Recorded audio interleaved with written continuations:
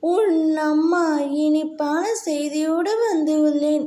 தவறாக முழுமையாக கேட்டு வாங்கிக்கொள் தங்கமே என்று உன்னை சிரித்த முகத்தோடு பார்க்கும் பொழுது என் மனதில் எழும் சந்தோஷத்திற்கு அளவே இல்லை.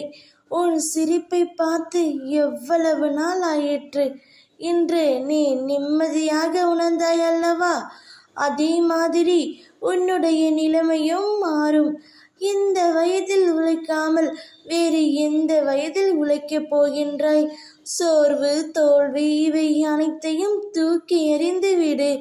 உனக்கு கீழே இருப்பவர்களை ஏளனமாக கருதாதே.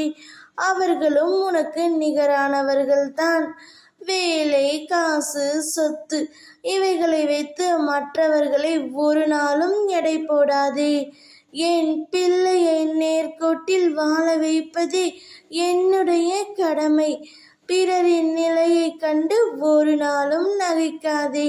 நிலைமை என்பது ஒவ்வொரு மனிதன் வாழும் நிலையை பொறுத்து அமையும்.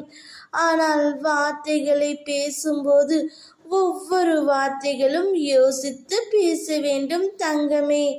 உன்னை கோபப்படுத்தும் சூழ்நிலை வந்தாலும் அமைதியாக இரு.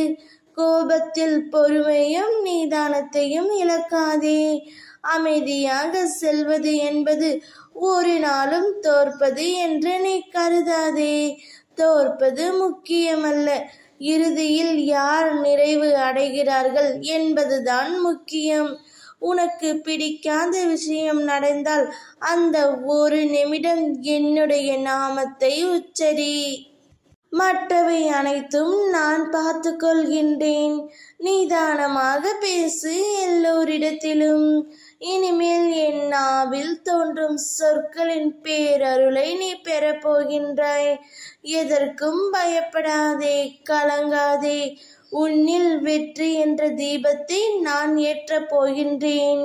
உன் அம்மாவாக, அப்பாவாக என்றும் என் இருதயத்தில் கருவறையில் உன்னை சுமந்து காப்பேன். இனிமேல் உன் வாழ்க்கையில் மகிழ்ச்சியும் சந்தோஷத்தையும் நீ பார்க்க போகின்றாய். ஓம் சக்தி.